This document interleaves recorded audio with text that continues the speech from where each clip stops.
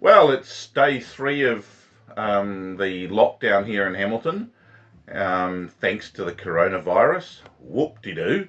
Um, and I decided I'd give Tim Macindoe, MP for National in Hamilton West, a call and see how he's going. And I didn't get a chance to catch up with him in Wellington. So, Tim, how's it going?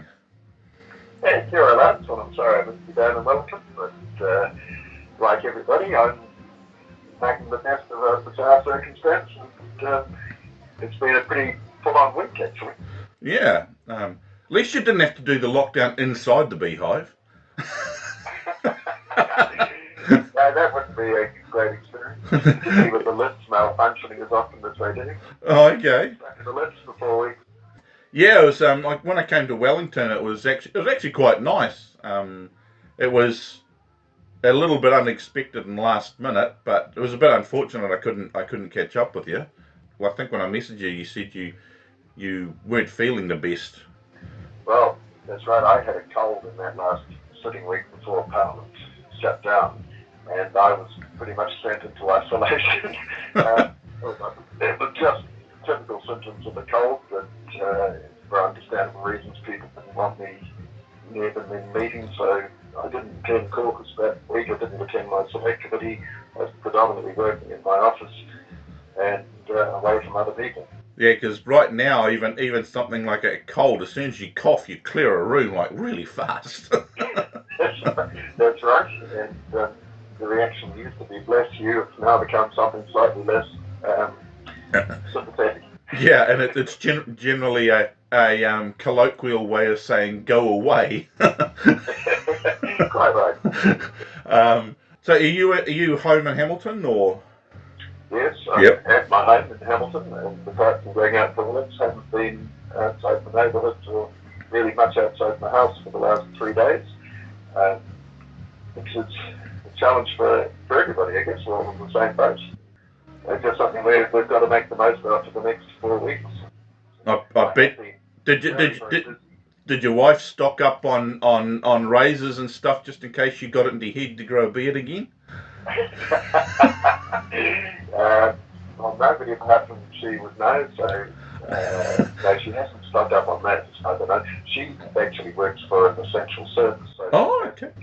to work during the week, and that's been quite good because I have had a huge amount to do. I've received an enormous number of requests for help and queries from constituents and from other people around the country on an incredible array of issues, and it's been fascinating, but also incredibly demanding trying to keep on top of it all. Yeah. If anybody is listening or watching, and I haven't got back to them yet, I'm sorry. I'm doing my best, and I'll keep working at it. But it's only one of me, and there's tens of thousands of you.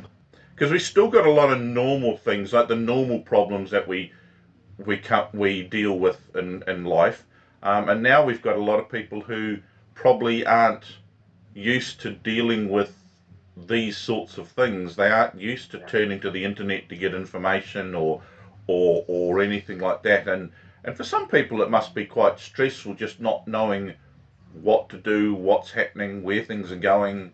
Not everyone can sit back and turn it into a 4 week holiday like I can. Um, Well, you're quite right. This is a very stressful time for a lot of people. They're frightened for their livelihoods. They're obviously worried if they're being exposed to somebody with COVID.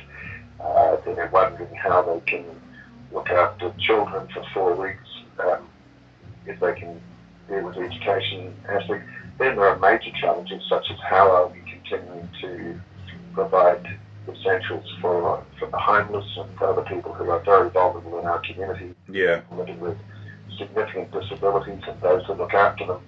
So yes, it is very, very stressful for a lot of people, very demanding, and can I just say a huge thanks to everybody who is doing what they have to do or what they can do to assist people in those circumstances. We are seeing many wonderful people really stepping up and trying to help, but of course they all have to do it from a distance, and that is very challenging. How do you yeah. serve a meal to a homeless person when you can't go out of your own house, for instance? There are things happening, but they're challenging, and I'm very grateful to everybody for what they're trying to do. Yeah, that's why I was just you found it rather amusing when I said a friend and I are having our normal Saturday morning coffee by video conference because Yeah, we decided this virus isn't going to completely change what we do. It's just going to change possibly how we do it, and we're still going to do our morning coffee. It's just that yeah. we'll do it by video. Um, and Well, you're right. I've arranged a staff meeting with my team. One of them is in Wellington, of course, at her home out in the hut, and the other side dotted around the Waikato. We're having a Zoom conference on Monday just to discuss constituent cases and who's dealing with what, particularly to try to streamline the process of who looks after which particular types of cases to ensure there's no double up. And we've nominated one of the staff members to do virtual baking for us, and at least we can watch her enjoying the pikelets whenever she comes up. oh, cool. Yeah, and see, I found there's a bit of a movement of putting teddy bears in windows so that Yeah, when kids when they walk past they got something to look at. They can go on a bit of a hunt. So I put some teddy bears up in my window, and I'll rotate those through the few remaining soft toys I've got kicking around here. Um, okay, one of them is an elf, so some kids probably won't even recognise it. But and then I started having lunch outside on my step, and I've decided that since it's not like I have to be anywhere else at midday, I will have lunch on my doorstep every day of the week, and it's quite good because you see people walking past with their kids or their dog or whatever. You see the neighbours across the road, and I sort of wave out and we yell hello to each other, and it's not just keeping your own spirits up, it's keeping up the spirits of the people around you. And if as a group you can, that's right. come out and you see there's someone sitting out there, you can come out and wave, and then oh, that person's doing it every day, I can come out. We can have coffee or lunch together from about 10 metres apart, sort of thing, That's right. across the road. And you're quite right, and we're lucky in our suburb. We live on the edge of the park, so we are down the end of our road. We come down, through the park. So I'm seeing a lot of our neighbourhood as they go past and give them away over the fence. It's just nice to be able to call out a greeting, check that they're coping all right. Another thing that a lot of people have done, and my wife and I did last weekend, is just pop a note in the letterboxes. In our case, it was in the two streets in our immediate area, just to say, let us know if you need a hand with shopping, picking up um, Yeah, prescriptions from a pharmacy, or just if you need somebody to talk to, because people living on their own are going to be particularly lonely in the next few weeks. And a lot of people then fill that and put it back in our letterbox and said, they appreciated that, and either, no, we're okay, or yes, we can help for somebody else, or yes, thank you, we're over 70, we can't go out, we'd love somebody to do some shopping for us. And in a funny old way, letting the neighbours get to know each other, even if it's albeit yeah, from the distance of over the fence or whatever. yeah.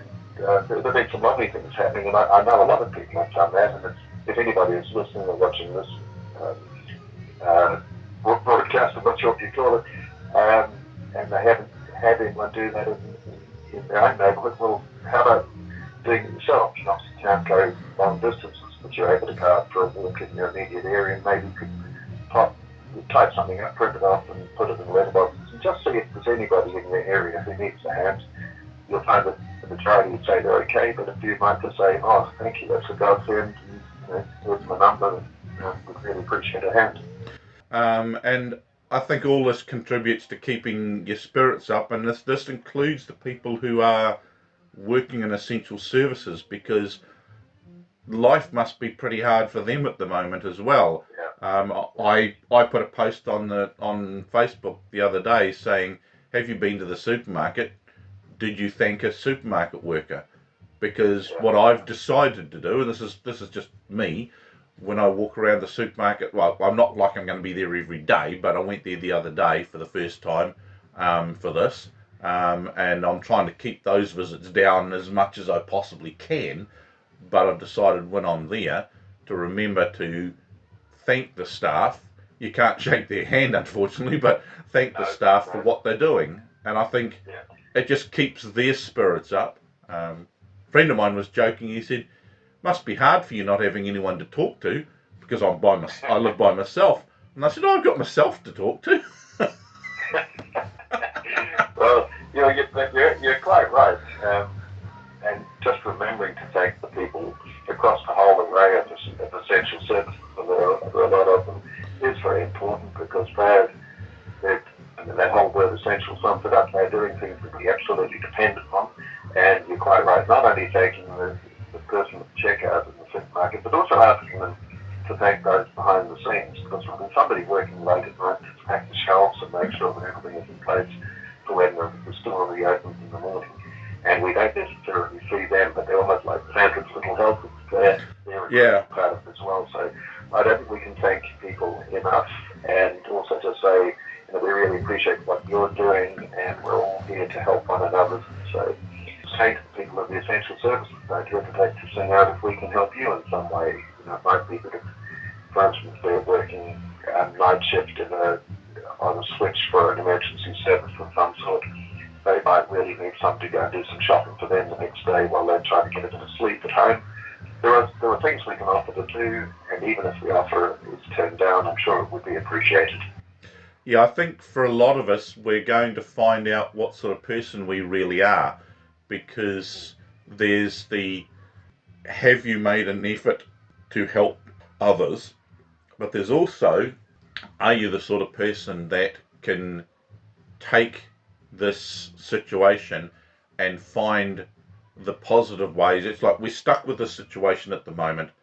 What can I do to keep going, keep thinking positively, find ways to do things that I normally do differently, like doing the video conference for a coffee, sitting out on the porch having lunch, um, doing things around the home, and doing them with a different attitude than you might have done in the past. Just to keep a positive mindset. It's that healthy mindset. A lot of people talk about cabin fever, etc., etc., and I think a lot of that comes down to your own mindset and what you decide to do. I was talking to Jamie Strange, the MP for list MP for Hamilton East, and he's doing activities with his kids. There's, apart from ordinary schooling and stuff, he's teaching them life skills. He had a flat tire the other day, so his kids suddenly got a lesson on how to change a tire on a car. You know, and he's incorporating them in all these things that he can, and I think that's a good idea, because if you are stuck at home with kids, you don't need to replicate school in your home. You can change the way your children are taught for the next 4 weeks, and also take what they normally learn at school and put it into practical situations by, for instance, having them help you with doing some baking or cooking, or whatever it happens to be. And yeah, have your kids teach you to have your kids teach you how to use half the electronics in the house, because nowadays kids know more about that than most adults do. That's right. Yeah, No, you're quite right, and I'm sure many families are doing that. Our children they're now adults, and unfortunately they're not only long since left home, but they actually are both living overseas. So we're just having to keep in touch with them by FaceTime, Skype, or whatever is available. Maybe we might try to hook up a Zoom conference so that we can talk to them both together, because they're in different countries as well. And it'd be lovely to be able to have a bit of a family conference, family chat. But you're quite right, for those who do have children living with them, I think you're advised not to try just to replicate the school environment. It's the right one.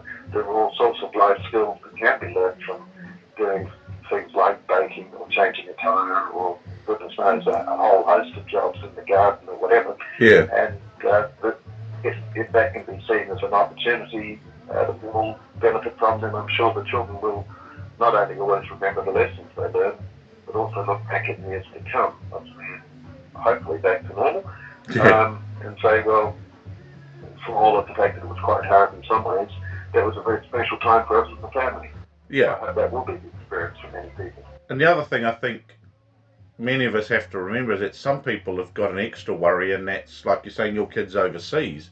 Um, New Zealand at the moment has pretty much got the soft end of this virus. Um, America, the UK, Italy, France, they're getting they're getting hit a lot harder with this than we are at the moment. I contacted some family friends of my parents who live in the UK to check in and see how they're going. Um, in the back of your mind is that concern: are they able to keep safe because the situation is worse in that country compared to here? And I think for a lot of us who don't have that worry, we need to sort of remember that this is a stress that some people are having to deal with. And there are stresses. I'm sure we've all got them. My um, immediate concern is for my wife's parents who they live down in Hawke's Bay, and so we can't get down to see them or to help them, and they really would benefit from a little bit of help, particularly shopping and home chores. So we obviously just have to pray that they can get the help they need, maybe from neighbours doing shopping for them or something of that sort. But also my own mother, who's in a care facility, and it's very tough not being able to go and see her. I Yeah, do want to say huge thanks to the staff who are looking after her and everybody else up there. It is a very bewildering experience for many people in care facilities. Some of whom, of course, are in very different stages of dementia. Um, just not being able to understand what's going on, why family can't come and see them, must be tough. But I particularly want to thank the staff who are working in all of those areas. Sadly, as you'll know, we've had quite a problem in one of the care home, rest homes in Hamilton, where 4 staff have been confirmed with the virus, which they contracted after coming into contact with a resident who picked it up from a visit from his daughter and traveled from overseas. You can understand how these things happen. But suddenly, in what is already, in normal circumstances, a pretty challenging environment for people to work in, that makes life so much harder and yeah, would be also causing a lot of anxiety. So just thank everybody. You were talking about keeping positive, and that is very important. These are stressful times, so please everybody take a deep breath, give each other encouragement all the time, keep saying thank you as you were mentioning before, and recognise we're all doing our best in difficult circumstances. We will get through this, and as is so often being said, and it is important, keep being kind to one another. yeah. If our grandparents could handle what the Spanish flu and World War I and World War II, surely we can handle And the this. Great Depression in between the two. Yeah. You're right. um, the one thing you mentioned there is the transmission, and this is where I think people need to realise the importance of this isolation, this lockdown. You just showed a timeline of a care worker catching it from a resident who caught it from a relative who had caught it and brought it into the place. That just shows the importance of distancing at the moment to isolate this virus and starve it of its hosts so that eventually it will die of basic starvation. That's what effectively what we're doing is we're starving this virus to death effectively. That's right. Yeah, that's right. And if we all follow the guidelines that have been given, recognise that we have to take this very seriously, then all of the expert advice is that it will work and that it is our best hope for getting on top of it.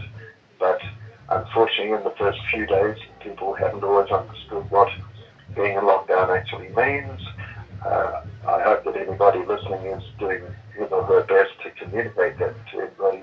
You can't be cavalier about this. You can't think, oh, well, I'll just knock on the neighbours' doors and we can all stand on the doorstep or something and have a yarn. It doesn't work like that. No. And if people aren't really sensible, really careful, then we'll continue to have community transmission and it will take longer to knock this on the head.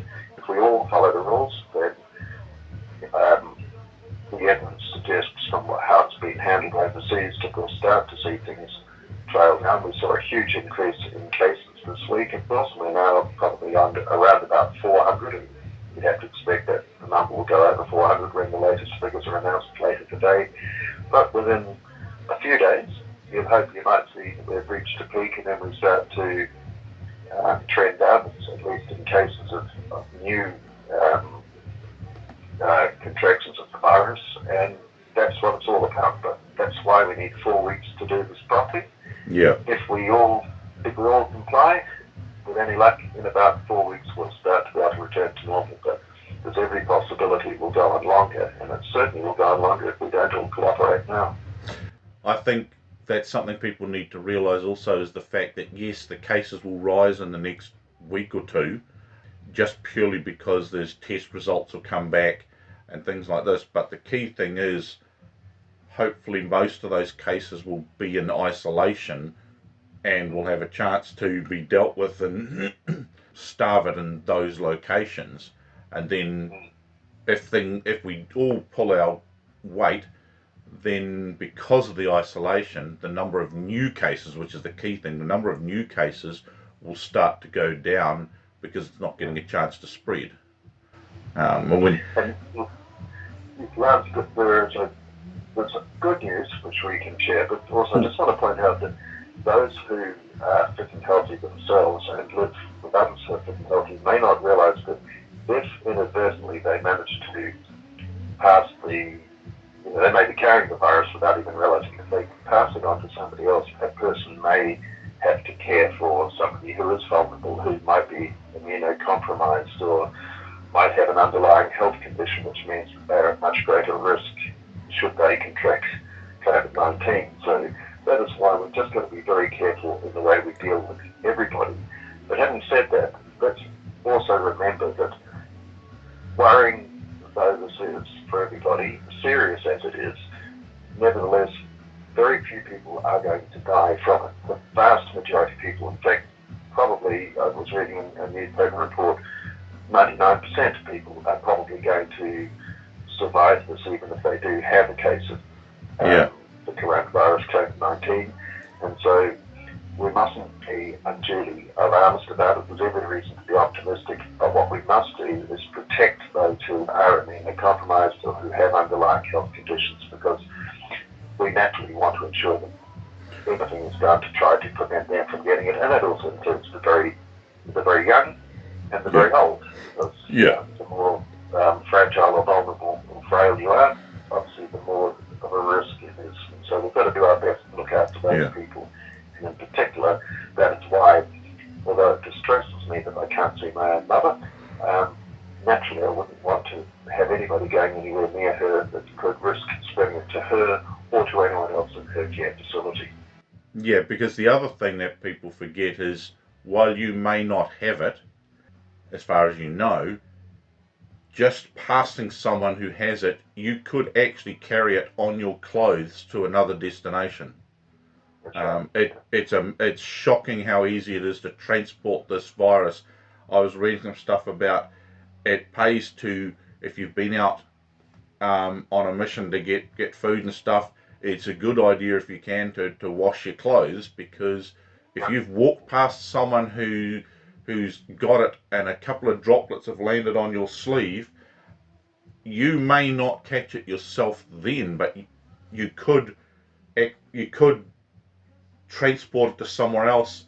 It will stay live on surfaces, cloth and things like this, for quite a while, long enough for you to take it home and rub that against your face and catch it, or your kids brush up against you. We don't need to be too paranoid, but we do need to be careful and understand that, this is the idea of the distancing, even in the supermarket. It's amazing how much it's encouraged politeness. It's, you go ahead of me. You come down the aisle and it's right. And when people come back from the supermarket, the first thing they probably just go to is put things away, but then go and wash your hands, maybe wash your hands before you put things away as well. If you're hopping in your car, it's a good idea to have some wipes of some sort to keep wiping the steering wheel, the door handles, everything you might be touching regularly in the car. That is why playgrounds are closed down, and that'll be disappointing to I so children, when they do go outside. If there's a park, you want to head for the swings, and that's understandable, but those are the sorts of surfaces that just have to be protected.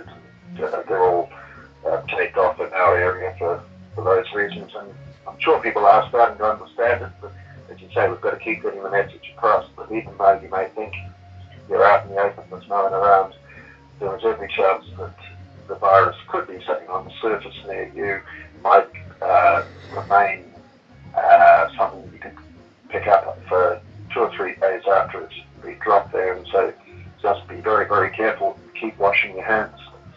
Yeah, and if you have been shopping or the pharmacy or whatever, I tend to give everything a wipe down that I bring home just to be on the safe side. The same with the bike. What if I've tied that up outside the supermarket? The first thing I did when I got home was give it a wipe down just in case someone's touched it or walked close enough to. You just don't know with this thing, and you don't need to stress and get all paranoid about it. Just going, okay, I need to do these things now that I normally wouldn't do, and they just become part of the routine. You come home, you unpack the groceries, you wipe down the bag, you wipe down the items you've just taken out of the bag, you wipe down the bike, and wash your hands and put everything away, and this sort of routine.